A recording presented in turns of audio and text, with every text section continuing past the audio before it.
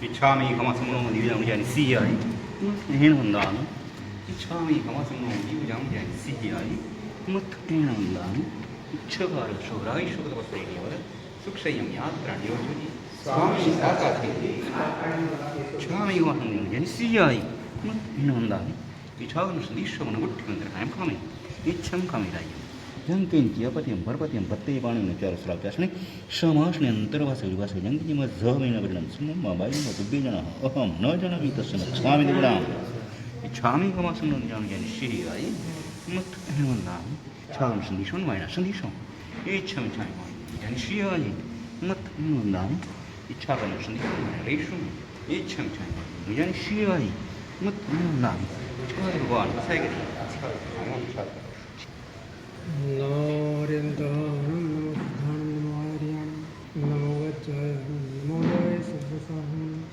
एसो पंचमुक्कारो सर्वपापप्रणाशनं मंगलानं सर्वसिद्धं मंगलम नमो दुर्वाररागादिपरिवार निवारणे अर्हते योगिनाथाय महावीराय ताय पन्नगे च सुरेन्द्रे च कौशिके पाद संस्पृशि निर्विशेष मनस्काय श्री वीरस्वामिने नमः।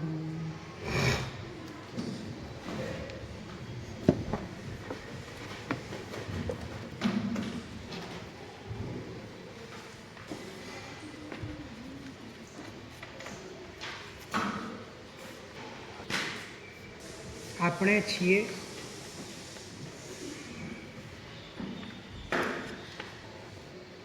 એ સમજ એ અનુભવ એ પ્રતીતિ જ્યાંથી પ્રગટે છે ત્યાંથી આપણને આ અનુભવ થઈ નથી રહ્યો, ત્યાં આપણને અનુભવ નથી થઈ રહ્યો કે આપણે છીએ. ફરીથી રિપીટ કરું છું કે આપણે છીએ આ અનુભૂતિ જ્યાંથી પ્રગટી રહી છે એના આધારે આપણને અનુભૂતિ નથી થઈ રહી કે આપણે છીએ. આપણે છીએ એ અનુભૂતિ બીજો કોઈ ન કરી શકે. એ અનુભૂતિ આપણે જ કરી શકીએ. પરંતુ એ અનુભૂતિ આપણે જ કરતા હોવા છતાં એ અનુભૂતિ ક્યાંક ને ક્યાંક મિસકન્સેપ્શનના કારણે,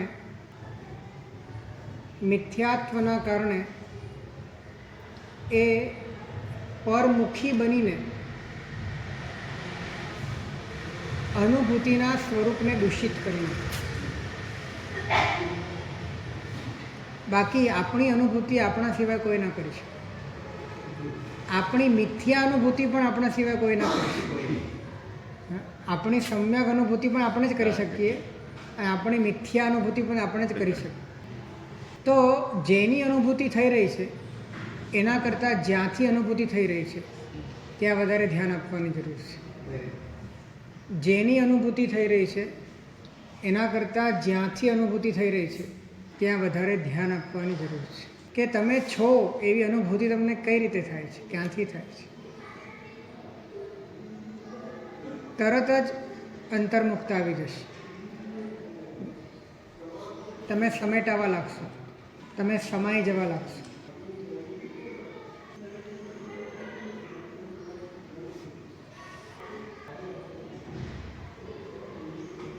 આપણે ઓબ્જેક્ટિવ અનુભૂતિ એટલે કે વિષયાધીન અનુભૂતિ, જ્ઞેયાધીન અનુભૂતિ, એમાં અનુભૂતિના માધ્યમે જ્ઞેયના જ અનુભવને, જ્ઞેયના જ આકારને આપણે પોતાના જીવનનું સ્તર આપી દીધું છે. જ્ઞેય તો બધા આકાર રૂપે જ છે જ્ઞાન, પરંતુ અનુભૂતિ એ જ્ઞેય નથી, અનુભૂતિ જ્ઞાન છે. અનુભૂતિ જ્ઞેય નથી, અનુભૂતિ જ્ઞાન છે. એ જ્ઞાનને સમજવાનો ક્યારે પ્રયત્ન નહીં થયો, અને માત્ર કોઈ અનુભૂતિ જ્ઞેય સાથે જોડીને એ જ્ઞેયને જ એટલું બધું મહત્ત્વપૂર્ણ બનાવી જીવ્યા કે જ્ઞેયને જ આપણે જાણે કે અનુભૂતિ માની લીધી. અનુભૂતિ એનું જ્ઞાન સ્વરૂપ છે. અનુભૂતિ પોતે જ્ઞેય નથી, અનુભૂતિ પોતે જ્ઞાન છે. એ અનુભૂતિ તરફ ક્યારે નજર જ ગઈ નથી. એટલે મિથ્યા અનુભૂતિના પણ જો મૂળને સમજવાનો પ્રયત્ન કરીએ તો સમ્યક અનુભૂતિ થઈ જાય છે. મિથ્યા અનુભૂતિના પણ મૂળને સમજીએ. મિથ્યા અનુભૂતિ એટલે શું? કે જેમાં તમને પરમાં સ્વની અનુભૂતિ થાય, બરાબર છે. પણ અનુભૂતિ તમને પર કરશે કે સ્વ કરશે? અનુભૂતિ જે કરશે એ પર કરશે કે સ્વ કરશે? સ્વ કરશે. તો તમારું ધ્યાન હું શરીર છું એની પર, એ અનુભૂતિમાં તમે છો. હવે તમે વિચારો કે તમને જે અનુભૂતિ થઈ રહી છે એ પ્રગટ ક્યાંથી થઈ રહી છે? તો જેમ જેમ તમે અનુભૂતિના મૂળમાં પ્રવેશો છો તો ત્યાં માત્ર સ્વ છે. એટલે મિથ્યા અનુભૂતિના મૂળમાં પણ જો પ્રવેશ કરવામાં આવે તો સમ્યક અનુભૂતિ તમને થઈ. પરંતુ આટલી ધીરતાપૂર્વક, આટલી કુનેહપૂર્વક, આટલી શાંતિપૂર્વક આ વાતને સમજીને પૃથક્કરણ કરીને પોતાના અનુભૂતિના મૂળ સુધી જવાનો પ્રયાસ આપણે કર્યો નથી.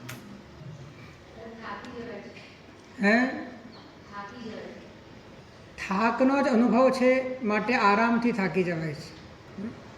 અનુભવ અનાદિકાળથી થાકનો છે, સક્રિયતાનો છે, ગતિનો છે. માટે જ્યારે રોકવાની વાત આવે ત્યારે થાક લાગે છે, આરામથી થાક લાગે છે, બેચેની થઈ જાય છે. કારણ કે વિકેન્દ્રિત થવાની આદત છે. હવે તમે કેન્દ્રિત થઈ રહ્યા છો તો હજી તમારી એટલી તૈયારી નથી. જેમ જેમ તમારી એ તૈયારી થાય છે તેમ તેમ આરામ આરામ રૂપે સમજાય છે, આરામ આરામ રૂપે આસ્વાદમાં આવે છે, અને ત્યારે પ્રશમ રસ ઉત્પન્ન થાય છે. શરૂઆતમાં બધું થશે. યોગારંભિકુ બહુત દુઃખ. મહોપાધ્યાયજીએ કહ્યું છે કે જે શરૂઆત કરશે એને અંદરથી બહારથી અંદર જતાં એના પાણી નીકળી જશે.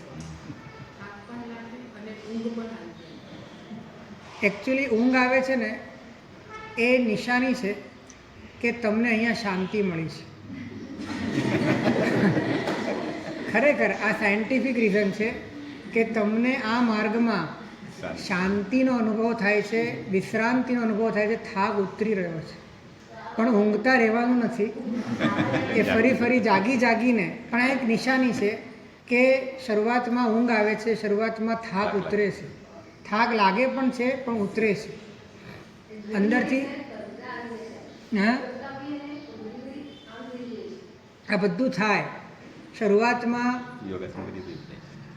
અનંતકાળથી જે ચેતના બહિર્મુખ છે એ ચેતનાને સમજાવવાની છે, પટાવવાની છે, એને ધીરે ધીરે અંદર લઈ જવાની છે, અંતર્મુખ કરવાની છે. તો થાક લાગશે, દુઃખ પડશે, ચંચળતા રહેશે. દુઃખ ચંચળતાનું છે કે તમે કેન્દ્રિત નથી થઈ શકતા, તમારે મહેનત કરવી પડે છે વારંવાર, એનું દુઃખ છે.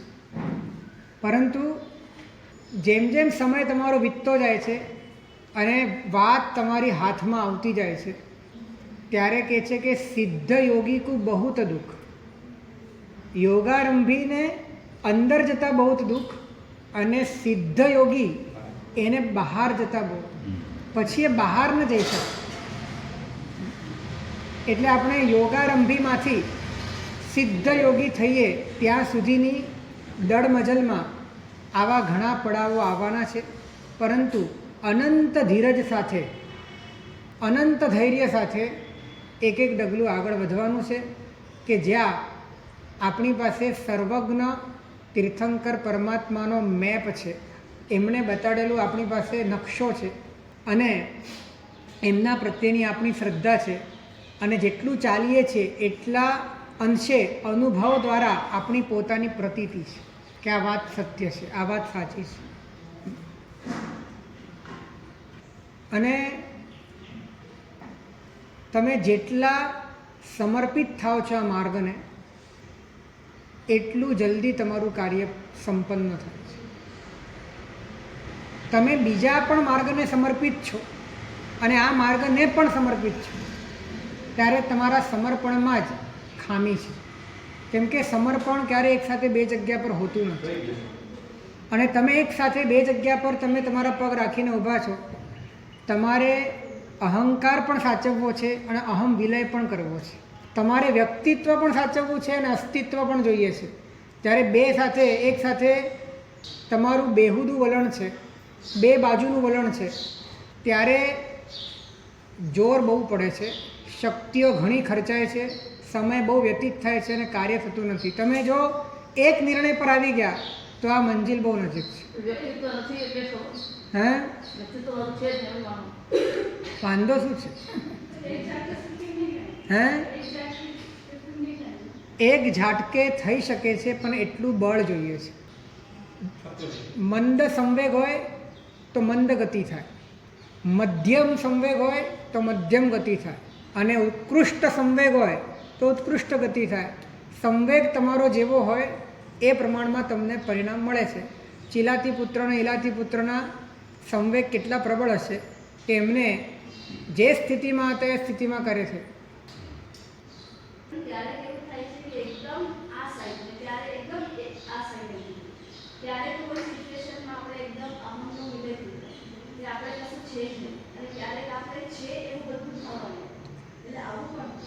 એટલે એકદમ આ સાઈડ તો બરાબર છે, પરંતુ જ્યારે એકદમ એ સાઈડ થવાય સંસારની બાજુ ત્યારે એમાં વિક્ષેપ કરવાની પણ તાકાત જોઈએ, એને ખલેલ પહોંચાડવાની તાકાત જોઈએ, એને ભાવનાઓથી, વૈરાગ્યથી, તત્વના ચિંતનથી એને તહસ નહસ કરવાની શક્તિ જોઈએ. એને માટે જ આ બધા ઉપાયો તો બતાડ્યા છે. બીજા શેના માટે છે? જે યોગ સિદ્ધ થઈ ગયો છે એને માટે તો આ ઉપાયો નથી. જે માર્ગમાં છે, જેને આ બધા દુશ્મનોના હુમલા થાય છે, જેને આ બધા પરિસ્થિતિઓમાંથી પસાર થવાનું છે, અલગ અલગ અંતરાયો અને ઉપદ્રવો આવે છે, એને માટે જ આ બધા શસ્ત્રોનો ઉપયોગ કરવાનો છે. હે તમકીતીને અનુભવથી થાય અને સમ્યક્ત્વ તરફ, સમ્યક્ત્વ સન્મુખ હોય એને જ્ઞાનીના વચનથી થાય, એને શ્રદ્ધાથી થાય, એને વિશ્વાસથી થાય અને એ પણ એના સમ્યક્ત્વ માટે કારણ છે. જીન પન્નત્તમ તત્તમ ઈય સંમત્તમ મય ગઈ. તો એ સમ્યક્ત્વ વ્યવહાર સમ્યક્ત્વ છે. એની શ્રદ્ધાપૂર્વક પોતાના ભીતરમાં એ રીતે પુરુષાર્થ કરતા ભાવ સમ્યક્ત્વ ઉત્પન્ન થાય. તો ખરેખર આપણે અનુભૂતિના મૂળને માત્ર થોડાક વિવેકપૂર્વક સમજવાનો પ્રયત્ન કરીએ તો શરીરની અનુભૂતિ ચાલુ હોય અને અનુભૂતિને સમજવા જાઓ તો શરીર નીકળી જાય અને અનુભૂતિ રહી.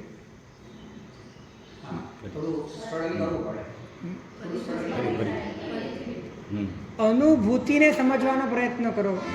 અનુભૂતિનું શુદ્ધ સ્વરૂપ શું છે? શરીરની અનુભૂતિ થઈ રહી છે, પણ શરીર અનુભૂતિ નથી, શરીરમાં અનુભૂતિ નથી, શરીર દ્વારા પણ અનુભૂતિ નથી, શરીરની અનુભૂતિ થઈ રહી છે. તો તમારે અનુભૂતિને સમજવાનો છે અને જો તમે અનુભૂતિના મૂળને સમજવાનો પ્રયત્ન કરો તો શરીરની અનુભૂતિ ચાલુ હોય ત્યારે અનુભૂતિને જ સમજતા સમજતા શરીર નીકળી જાય અને અનુભૂતિ રહી. તો અનુભૂતિ પછી એકલી અનુભૂતિ, જેમાં શરીર નીકળી ગયું ને એકલી અનુભૂતિ છે, તો એ અનુભૂતિ શું છે? એ જ્ઞાનનું સ્વરૂપ છે. હે મિથ્યા અનુભૂતિ કેમ છે? કેમ કે એ વિશેષના આધારે, પરના આધારે, જ્ઞેયના આધારે એ અનુભૂતિ કરે છે, માટે મિથ્યા અનુભૂતિ છે. એ સ્વના આધારે અનુભૂતિ નથી કરી રહી, માટે મિથ્યા અનુભૂતિ છે.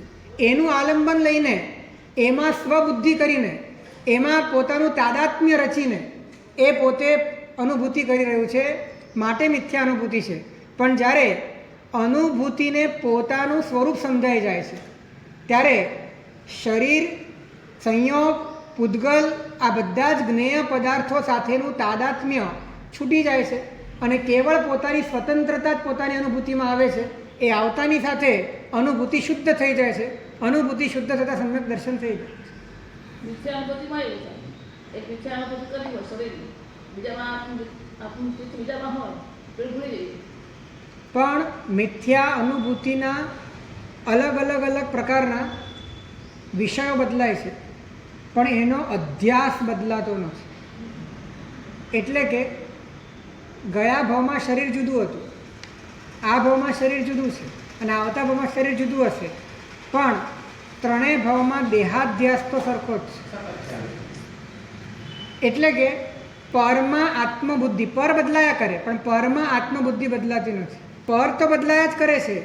આ શરીર પણ આપણા જન્મ્યા પછી અસંખ્ય વાર બદલાઈ ગયું છે. બરાબર છે ને? જન્મ્યા ત્યારે શરીરના જેટલા પરમાણુ હતા અને જે પરમાણુ હતા એમાંથી એકે પરમાણુ અત્યારે હાજર નથી. આખે આખું શરીર બદલાઈ ગયું. એટલે પર બદલાયા કરે છે, પરંતુ પરનો અધ્યાસ બદલાતો નથી, દેહાધ્યાસ બદલાતો નથી, પરની અનુભૂતિ બદલાતી નથી. અને આ જ સૌથી મોટું આપણા માટે જાગવા માટેનું પણ નિમિત્ત છે કે બદલાયા કરે છે પણ અનુભૂતિ તો છે જ. પર બદલાયા કરે છે પણ અનુભૂતિ કરનારો તો એનો એ જ છે. તો અનુભૂતિ કરનારો જે એનો એ છે એ શું છે, એ અનુભૂતિનો સ્ત્રોત શું છે, અનુભૂતિનું મૂળ શું છે, એ સમજવાનો જો પ્રયત્ન કરવામાં આવે તો શરીર, સંયોગ, પૂદગલ, દેહ આ બધા જ જ્ઞેય સાથેનું તાદાત્મ્ય છૂટી જાય અને પોતાનું સ્વરૂપ સમજાય. માત્ર ભ્રાંતિના કારણે છે, માત્ર ભ્રાંતિના કારણે. તાદાત્મ્ય છૂટ્યા પછી જ્ઞેય જ્ઞેય તરીકે હાજર, જ્ઞાતા તરીકે હાજર ના હાજર જ હોય ને. કારણ કે જો આ દુનિયામાં જ્ઞેય હોય જ નહીં વાસ્તવિક રીતે તો તમને ભ્રાંતિ પણ થાય નહીં. જો આ દુનિયામાં જ્ઞેય વાસ્તવિક રૂપે હાજર જ ન હોય તો તમને ક્યારે ભ્રાંતિ પણ ન થાય. કેમ કે આ દુનિયામાં કાંઈક પર છે માટે જ તમને ભ્રાંતિ થાય છે. જો આ દુનિયામાં પર જેવું કશું હોત જ નહીં તો તમને ક્યારે ભ્રાંતિ થાત જ નહીં. વેદાંત અને આપણા વચ્ચે અહીંયા જ ફરક પડે છે. વેદાંત કહે છે આ દુનિયામાં પર નામની કોઈ વસ્તુ જ નથી, માત્ર તમને ભ્રાંતિ થાય છે.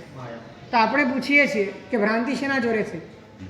આ દુનિયામાં જો બીજું કંઈ હતું જ નહીં તો ભ્રાંતિ કોની થઈ, શેની થઈ, ક્યાંથી થઈ, કઈ રીતે થઈ? એટલે પર નથી એવું નથી, પણ તમે પર નથી એવું છે. પર નથી એવું નથી, પણ તમે પર નથી.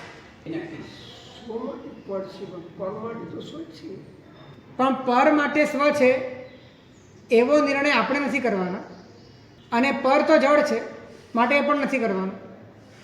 જે ચેતન પર છે એ પણ આપણા માટે તો પર જ છે,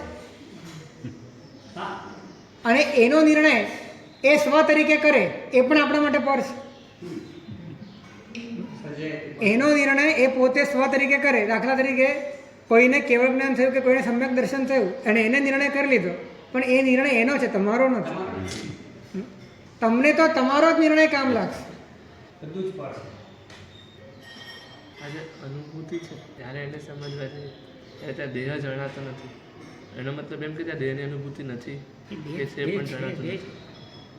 શું કીધું? એક દેહ તો છે જ ત્યારે પણ એની દેહ તો છે, હા. અને જ્યારે તમે અનુભૂતિને સમજવા જાઓ ત્યારે કદાચ ઉપલક રીતે દેહ નીકળે છે, પણ દેહાધ્યાસ ઊભો છે.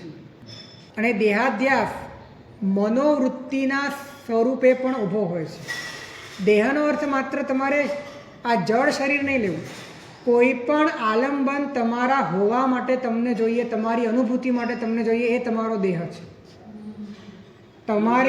તમારા હોવા માટે, હોવાની અનુભૂતિ માટે તમને કોઈ પણ પ્રકારનું આલંબન જોઈએ છે ને, એ આલંબન જે તમે તમારા જ્ઞાનમાં સ્વીકાર્યું એ તમારો દેહ છે. પછી તમે મનને સ્વીકાર્યું તો મન પણ દેહ છે, તમે લાગણીઓને સ્વીકારી તો લાગણીઓ પણ દેહ છે, તમે જે ફ્રેમ સ્વીકારી કે આ હું, એ ફ્રેમ એ તમારો દેહ છે. પણ મોટા ભાગે આપનું વધારે બંધન આ પૌદ્ગલિક જડ સ્થૂળ શરીર સાથે છે, એટલે આપણે એને લઈને વાત કરીએ છીએ. પરંતુ જે તમને આલંબન રૂપે હુંના તાદાત્મ્ય તરીકે તમારી સાથે જોડાય છે એ બધું જ દેહ છે. અનુભૂતિ પોતે જ કરે ને, હે અનુભૂતિ પોતાને જ થાય ને. પોતાના સિવાય કોઈ કરી શકે અનુભૂતિ? કેવળ જ્ઞાની જાણી શકે, હે જાણી શકે ને. કેવળ જ્ઞાની તમને સ્વરૂપે જાણશે કે પરરૂપે જાણશે? પરરૂપે જાણશે. પરરૂપે લોકાલોક જાણશે. પરંતુ તમારા સ્વની અનુભૂતિ તમારા સિવાય આ દુનિયાનો કોઈ પણ વ્યક્તિ નહીં કરી શકે. જ્ઞેય તરીકે કેવળ જ્ઞાનીના જ્ઞાનમાં લોકાલોક આવશે, પણ સ્વ તરીકેની અનુભૂતિ તમારા સિવાય તમારી કોઈ નહીં કરી શકે.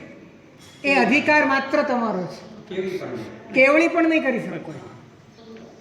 માટે ધર્મ ઉપયોગને આધીન છે. હે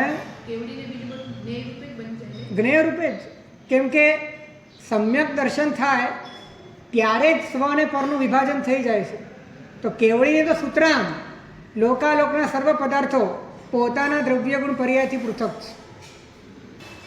તો આપણો અત્યારે મૂળ વિષય એ છે કે ચાલતી અનુભૂતિ, અત્યારે જે ચાલી રહેલી છે અનુભૂતિ, એમાં માત્ર અનુભૂતિ ઉપર ધ્યાન આપવામાં આવે છે અને અનુભૂતિના વિષયને ગૌણ કરવામાં આવે છે. ફરીથી અત્યારે તમે જે પણ અનુભવ કરી રહ્યા છો એ અનુભૂતિમાંથી અનુભૂતિના વિષયને ગૌણ કરવામાં આવે અને અનુભૂતિને મુખ્ય કરવામાં આવે.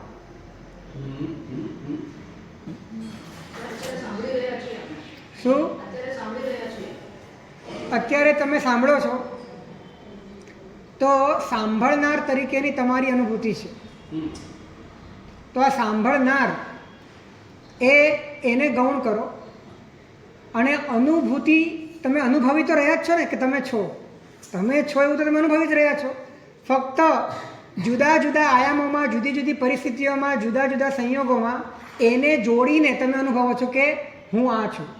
એને ગૌણ કરી દો, અનુભૂતિને મુખ્ય કરી દો, તો ધીરે ધીરે તમને બોધ થશે કે અસ્તિત્વ એ માત્ર અનુભૂતિમાં છે, અનુભૂતિના વિષયમાં નથી. બરાબર. જેના આલંબને અનુભૂતિ થઈ રહી છે એમાં અસ્તિત્વ નથી. અસ્તિત્વ તો અનુભૂતિમાં જ પડે. કેવો આનંદ થાય, શું થાય? હે એ તો કરો તો જ ખ્યાલ આવે. હમણાં થઈ છે. યદિ દેહમ પૃથક્કૃત્ય ચિતિ વિશ્રમ્ય તિષ્ઠસી અધૂનૈવ સુખી શાંત બંધમુક્તો ભવિષ્યસી. જો હમણાં જ તું દેહને જુદો કરી ચિતિ વિશ્રમ એટલે કે જ્ઞાનમાં વિશ્રાંત થઈને રહે છે તો હમણાં જ આ જ ક્ષણે સુખી, શાંત અને બંધમુક્ત થઈ જાય છે. બીજા ક્ષણની પણ વાત નથી.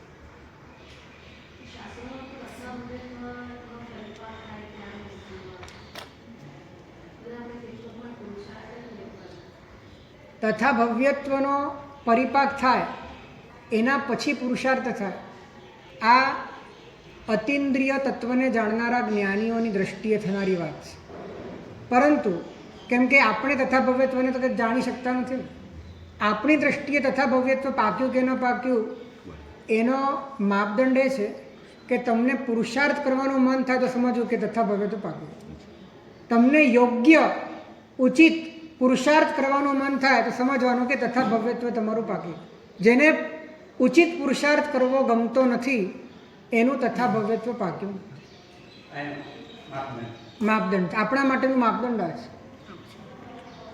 એટલે આપણે તથા ભવ્યત્વવાદી નહીં બનવાનું, આપણે પુરુષાર્થવાદી બનવાનું. અને પુરુષાર્થ એ જ કરવાનો છે કે જેનાથી તમારું ભીતર ક્ષમતાથી લબોલબ થઈ જાય, જેનાથી તમારું ભીતર અંતર્મુખ થઈ જાય, જેનાથી તમારું ભીતર ઇતરથી વિરક્ત થઈ જાય, જેનાથી તમારું ભીતર શાંત, પ્રશાંત અને ઉપશાંત થઈ. આ જ પુરુષાર્થ છે. પરથી વિકેન્દ્રિત અને સ્વમાં કેન્દ્રિત. અને સ્વમાં કેન્દ્રિત થવાનો ઉપાય એ નથી કે તમે કોઈક વિષયને પકડીને કેન્દ્રિત થાઓ. ફરીથી કહું છું, સ્વમાં કેન્દ્રિત થવાનો એ ઉપાય નથી કે તમે કોઈક વિષયને પકડીને કેન્દ્રિત થાઓ, પરંતુ કેન્દ્રિત થનાર જે છે એને પકડીને કેન્દ્રિત થાઓ. કેન્દ્રિત કોણ થાય છે? કોઈ પણ જગ્યા પર કેન્દ્રિત કોણ થાય છે? તો જે કેન્દ્રિત થાય છે ને એને પકડીને કેન્દ્રિત થાય. હે?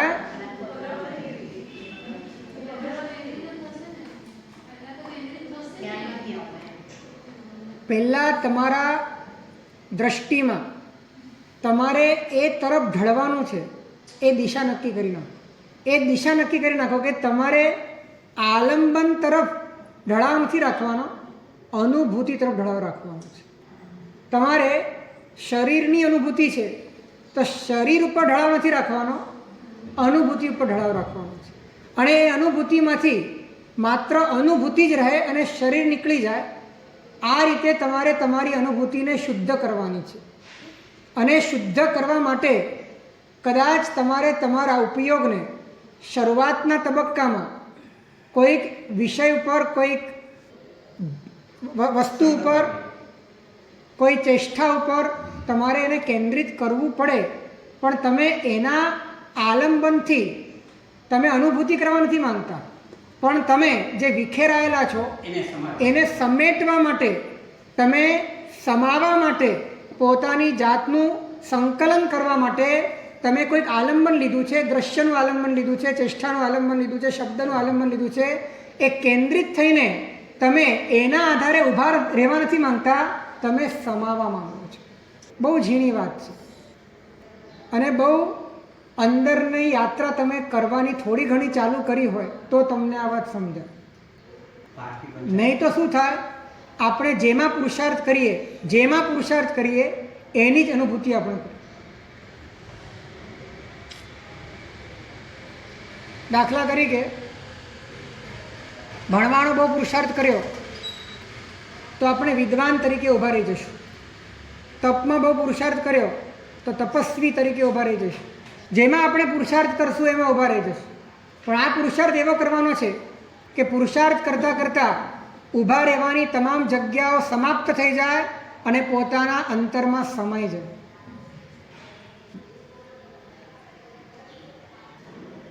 કેટલી માઇક્રો ફેરફાર દ્રષ્ટિમાં થાય. આમ એક દોરો બદલાય અને આખી અનુભૂતિ બદલાય.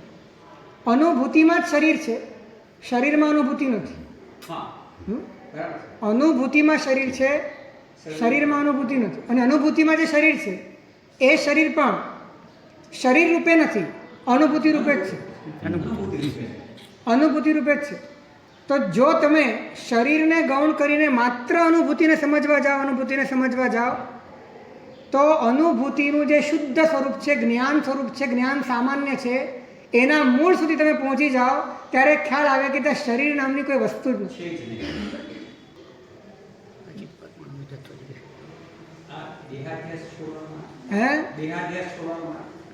પર સાથેનું સંપૂર્ણ તાદાત્મ્ય તોડવા માટેનો આ માર્ગ છે. તો આપણે જે 3 વાત આપણી ચાલતી હતી, છૂટા પડવાની વાત, અટકવાની વાત. તો અટકવાની વાતમાં આપણે દ્રશ્યાલંબન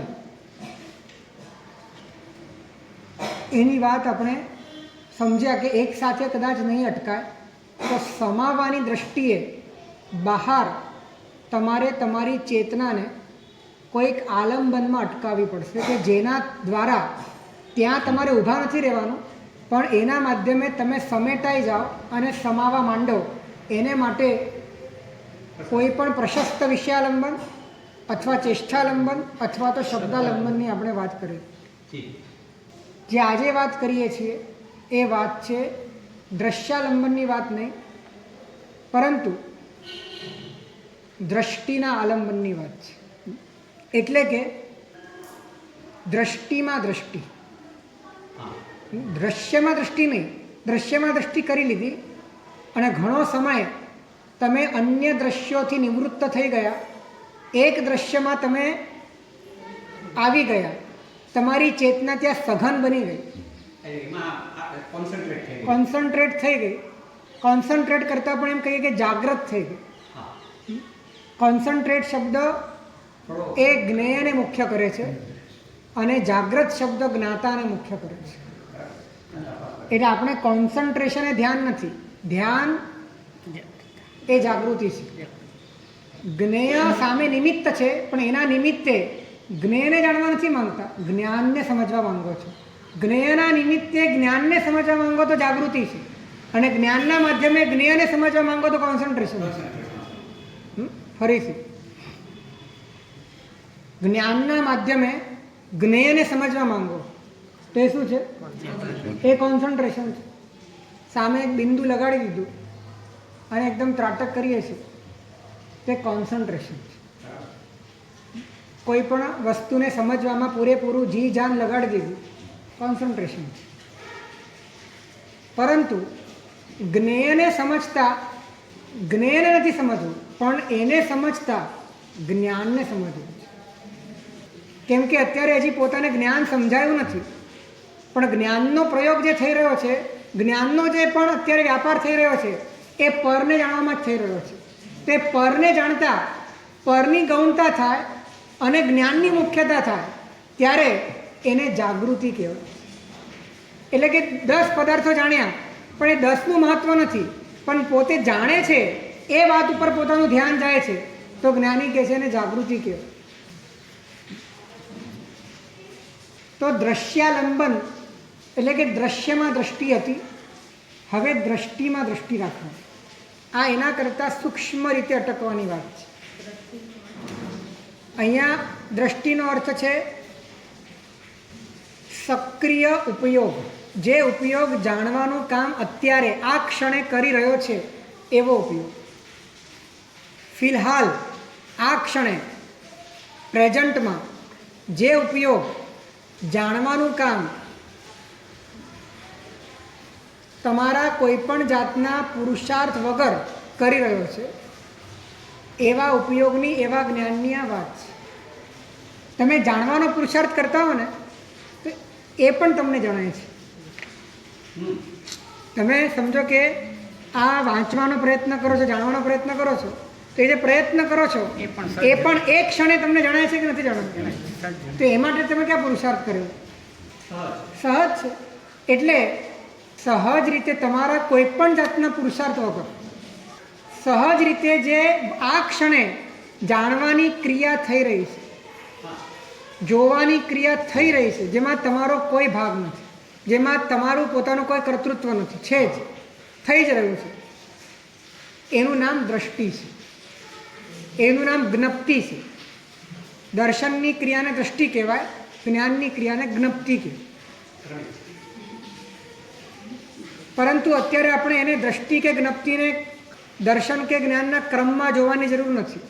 માત્ર વર્તમાન ક્ષણમાં જે જાણવાની ક્રિયા છે એને જ આપણે અત્યારે સમજવાનું. પછી એ જ્ઞપ્તિ રૂપે હોય કે દ્રષ્ટિ રૂપેની સાથે કોઈ લેવા દેવાનું. તો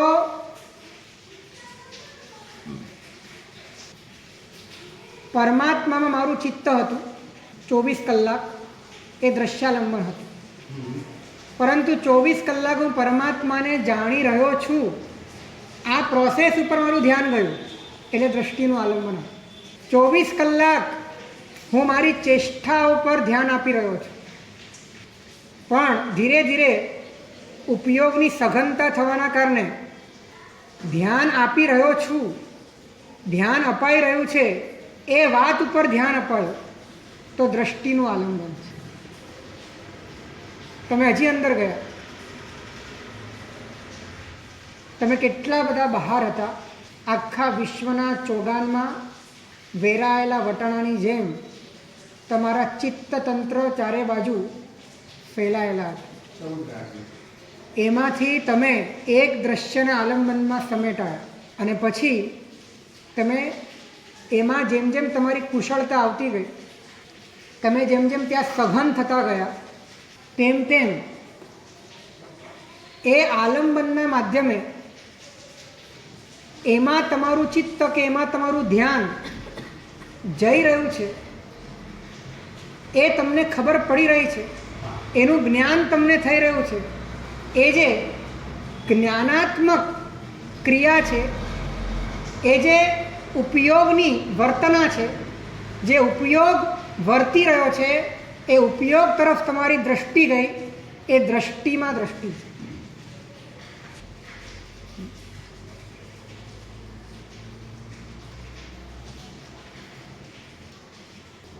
પ્રભુના શબ્દો ગમ્યા, મમડાવ્યા, વાગોળ્યા અને ચિત્તને એની અંદર સંપૂર્ણપણે પરિપ્લાવિત કરી દીધું.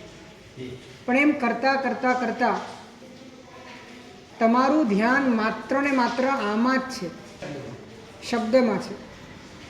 તો ધીરે ધીરે શબ્દ ગૌણ થશે અને તમારું ધ્યાન એમાં છે એ વાત તમને ધ્યાનમાં આવશે. ચેષ્ટાઓ ગૌણ થશે અને તમારું ધ્યાન ચેષ્ટા પર છે એ વાત તમને ધ્યાનમાં આવશે. દ્રશ્ય ગૌણ થશે અને તમારું ધ્યાન દ્રશ્ય પર હતું એ વાત તમારા ધ્યાનમાં આવશે. તો તમારું ધ્યાન અત્યાર સુધી જે દ્રશ્યમાં હતું એની જગ્યા પર તમારું ધ્યાન હવે ધ્યાન પર ગયું. તમારું ધ્યાન અત્યાર સુધી ચેષ્ટા પર હતું એની જગ્યાએ તમારું ધ્યાન હવે ધ્યાન ઉપર ગયું. જે તમારું ધ્યાન અત્યાર સુધી શબ્દ પર હતું એ ધ્યાન હવે તમારું હજી તમે નજીક આવી આત્માની, દ્રશ્યમાંથી દ્રષ્ટિ પર આવી. આને આપણે હજી વધારે ઇંગ્લિશ ભાષામાં સમજવું હોય તો આ દ્રષ્ટિનો અર્થ છે નોઈંગ, જે વર્તમાન ક્રિયાનું રૂપ છે. નોને આઈએનજી લાગે, નોઈંગ વર્તમાનમાં થતી ક્રિયા, નોઈંગ. આ જે નોઈંગ છે એ બંને બાજુ જોડાયેલું છે.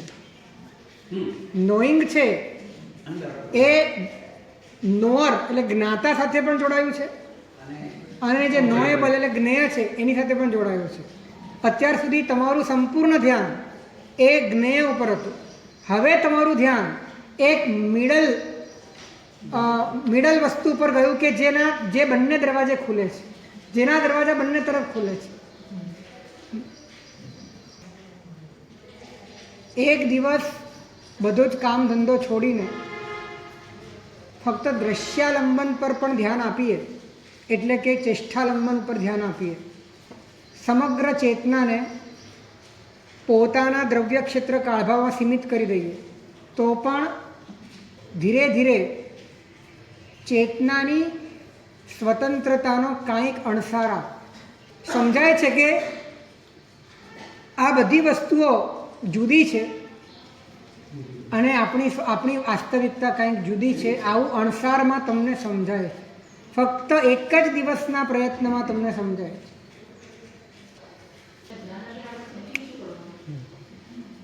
શું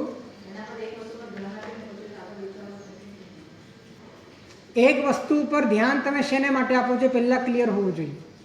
શું તમને એના માધ્યમે કંઈ પામવાનું છે? નહીં.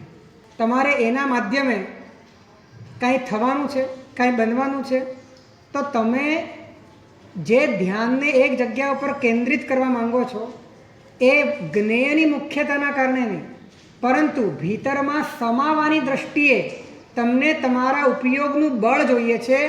એ બળ એકત્રિત કરવા માટે અત્યારે તમારો ઉપયોગ બહિર્મુખ છે, એટલે કાંઈક એવું આલંબન જોઈએ છે કે જેના માધ્યમે તમે ઊભા રહી શકો, જેના માધ્યમે તમે પોતાને સંકલિત કરી શકો, જેના માધ્યમે તમે જાગૃત થઈ શકો.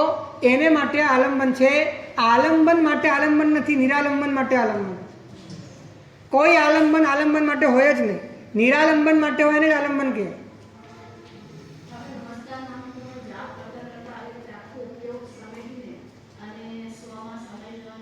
નમસ્કાર મહામંત્રમાં સૌથી પહેલું પદ શું છે? નમો છે. અને નમોનો અર્થ શું છે? આપણે જો કોઈ પણ વસ્તુ પરમાત્માના શાસનની એના નૈશ્ચયિક અર્થમાં સમજીને વ્યવહાર કરીએ, નૈશ્ચયિક અર્થમાં સમજ્યા પછી વ્યવહાર કરીએ તો એ વ્યવહાર એ ભવ સમુદ્રનો પાર ઉતારનાર છે.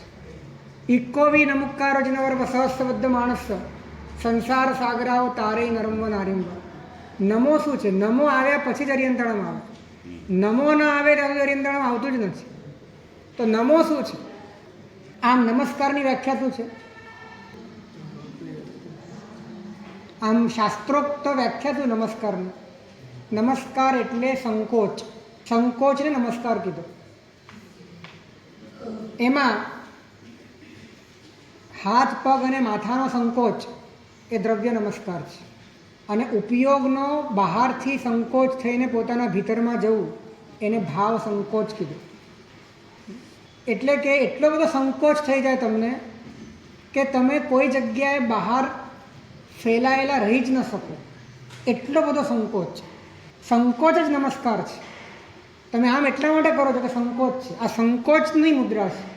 તમે નમસ્કાર કરો છો સંકોચ છે, તમે પ્રણિપાત કરો છો સંકોચ છે.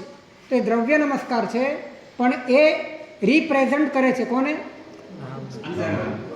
એ ભાવ નમસ્કારને રિપ્રેઝન્ટ કરવા માટે છે. ભાવ નમસ્કાર એટલે તમારી જે ચેતના ચારે બાજુ ફેલાયેલી છે એનો એક ઝાટકે સંકોચ થઈ જવો અને પોતાનામાં આવી જવું, એ નમસ્કાર છે. એ નમો આવ્યા પછી અરિયંતણમાં, નમો આવ્યા પછી સિદ્ધાણામાં. હવે આ રીતે તમે હવે અરિયંતણમ એ પણ શું છે? તો કે સંકોચ તમે જેમાં કરવા માંગો છો એનું જ પરિપૂર્ણ શુદ્ધ સ્વરૂપ છે. તો આલંબન પણ એવું જ છે અને પ્રવૃત્તિ પણ એવી છે. તો નમસ્કાર મહામંત્ર આને આ કારણે પડમમ હવઈ મંગલમ છે. કેમ કે આ પાંચે પાંચને જે નમસ્કાર કર્યો છે એ પાંચે પાંચ એમાં સ્વભાવનું પ્રાગટ્ય થયેલું છે. જેમાં સ્વભાવનું પ્રાગટ્ય નથી થયું એને કોઈને પણ નમસ્કાર નથી કર્યા. સાધુ પણ 7મા ગુંઠાણે, ઉપાધ્યાય 7મા ગુંઠાણે, આચાર્ય 7મા ગુંઠાણે. એટલે નિર્વિકલ્પતા આવી ગઈ છે. જેનામાં નિર્વિકલ્પતા નથી એને નમસ્કાર નથી કર્યા. નમસ્કાર મહામંત્રમાં ક્યાંય માતા પિતાને નમસ્કાર નથી કર્યો. નમસ્કાર મહામંત્રમાં ક્યાંય રાજા આદિ લૌકિક લોકોને નમસ્કાર નથી કર્યા. કોઈ પણ ભૌતિક સામ્રાજ્યને નમસ્કાર નથી કર્યા.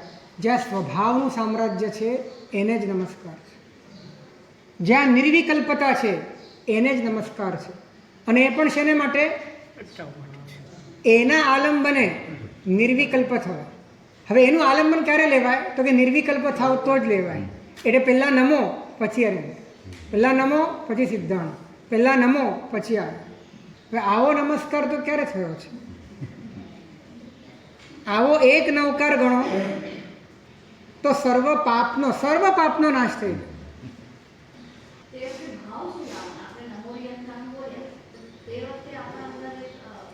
જો સામાન્યથી તો અહોભાવને આપણે ભાવ માનીએ છીએ, પણ એ અહોભાવ તો બહુ પ્રિફેસિંગ છે.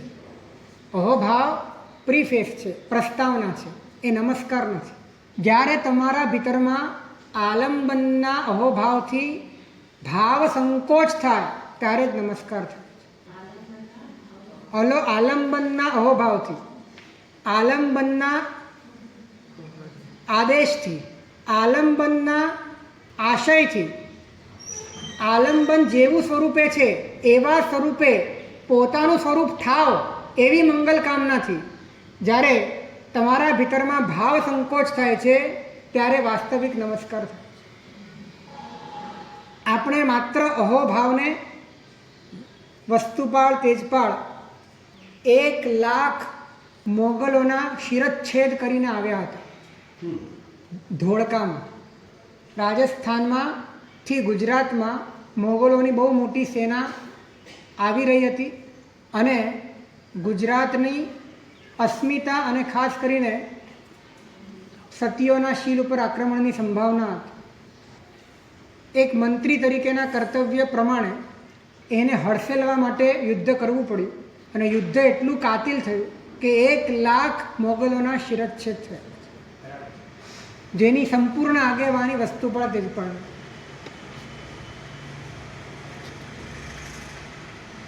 જ્યારે એ પાછા આવ્યા ત્યારે આખો શ્રાવક સમાજ એમને એક તિરસ્કારની દ્રષ્ટિથી, પાપીની દ્રષ્ટિથી જોતો હતો. વર્ધમાન સુરેશ્વરજી મહારાજ ઉપાશ્રયમાં બિરાજમાન હતા. વસ્તુપાળ તેજપાળ રથ લઈને સીધો પહેલાં ત્યાં પહોંચ્યો. આંખમાં આંસુ હતા. આ એને કરવું નહોતું, પણ લાભ નુકસાનની દ્રષ્ટિએ એને કરવું પડ્યું. અને અંતરમાં એવો કોઈ ભાવ નહોતો. તત્વને જાણનારો હતો, વિદ્યા વ્યાસંગી હતો. એટલે વર્ધમાન શ્રી મહારાજની સાથે વાત થઈ. તેમને પ્રાયશ્ચિતમાં શું આપ્યું? માત્ર 3 નૌકા. સર્વ પાવપણાસ, સર્વ પાપ, કેમ કે વસ્તુપાળ એવો નૌકાર ગણી શકતા હતા.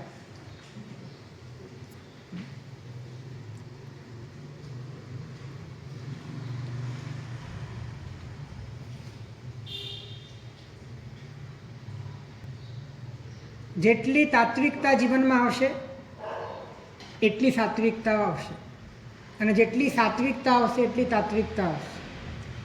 એકબીજા ઉપર બંનેનો આધાર છે. આપણે ત્યાં તત્વની ગૌણતા થઈ છે. ઘણી વખત એવું વાતાવરણ જોવા મળે છે કે તત્વની વાતો વધારે નહીં કરવાની. કેમ કે વ્યવહારનો નાશ થઈ જશે. અરે આખો વ્યવહાર ઊભો કોના પાયા ઉપર છે? તત્વના પાયા ઉપર તો આખો વ્યવહાર ઊભો છે. પછી જ સાચો વ્યવહાર શરૂ થાય છે. જ્યારે ભગવાને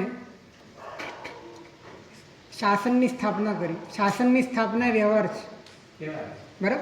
શાસનની સ્થાપના કરવી એ વ્યવહાર છે. પણ એ વ્યવહાર એ શેના આધારે ઉત્પન્ન થયો? પરમાત્માને પહેલાં કેવળ જ્ઞાનના પ્રથમ દિવસે શાસનની સ્થાપના કરી ન શક્યા, કેમ કે એવા જીવો જ ન મળ્યા કે જેના ભીતરમાં જ્યોતિ જાગેલી. એટલે ભીતરના ઉઘાડ વગરના જીવો ન મળે ત્યાં સુધી શાસનની સ્થાપના પણ થતી નથી. શાસનની સ્થાપના વ્યવહાર છે, પરંતુ તત્વને અનુભવનારા વ્યક્તિઓના આધારે શાસનની સ્થાપના થાય છે. અને એ શાસનની સ્થાપનાનું સૌથી પહેલું સૂત્ર એ વ્યવહારનું છે કે તત્વનું છે? ઉપનૈવા વિગ્મૈવા. તત્વ કેન્દ્રિત સમસ્ત વ્યવસ્થાને વ્યવહાર કહેવાય છે. તત્વ કેન્દ્રિત વ્યવસ્થાને વ્યવહાર કહેવાય છે.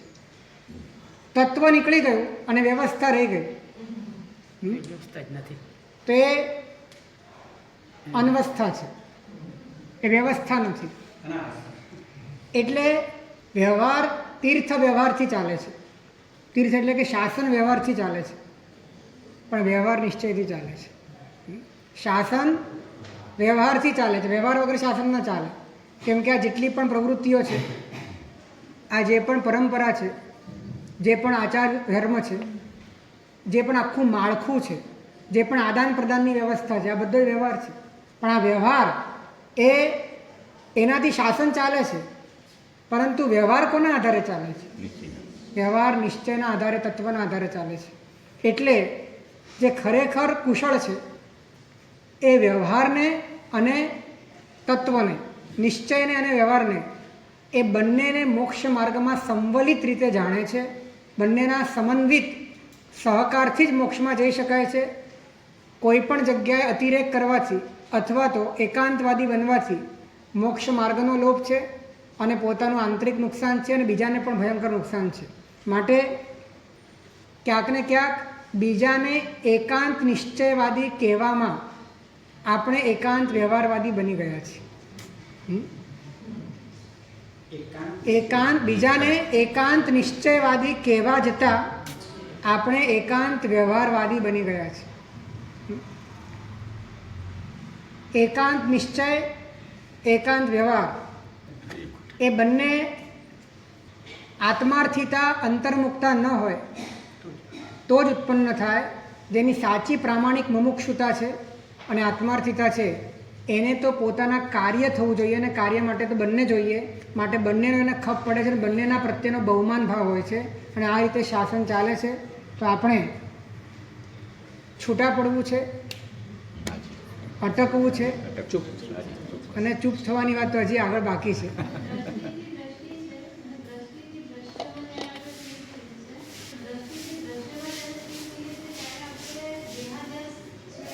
ના, દેહાધ્યાસ પણ ત્યાં ધીરે ધીરે તૂટે છે. કેમ કે દ્રષ્ટિની પ્રધાનતા થઈ. દ્રષ્ટિની પ્રધાનતા, ભલે દ્રશ્યનું આલંબન લીધું પણ દ્રષ્ટિની પ્રધાનતા થઈ, માટે દેહાદી એ ભેદ તરીકે એટલે કે દ્રશ્ય તરીકે ભિન્ન થવાના ચાલુ થશે, પ્રોસેસ ચાલુ થઈ જશે. બંને ઊભું હશે. દ્રષ્ટિનું આલંબન લેતા એ ભેદ હજી વધારે સ્પષ્ટ થશે અને દ્રષ્ટાનો અનુભવ થતાં દેહાધ્યાસ તૂટવાનો ચાલુ થઈ જાય છે. એમાં તૂટવાનો ચાલુ થયું. આમાં પોતાના સ્વરૂપની સમજણ વધારે પાંગરવાની ચાલુ છે અને દ્રષ્ટા સમજાતા સંપૂર્ણપણે કાર્ય પત્યું. ચાલો.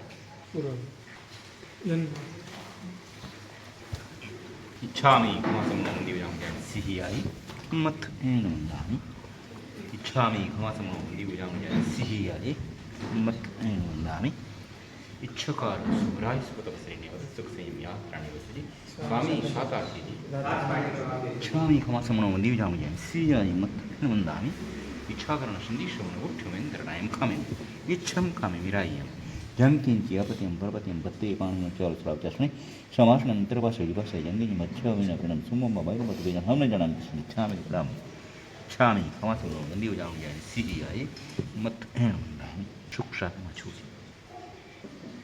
સર્વમંગલ મંગલ્યમ સર્વકલ્યાણ કારણમ પ્રધાનમ સર્વધર્માણામ જૈનમ જયતિ શાસનમ.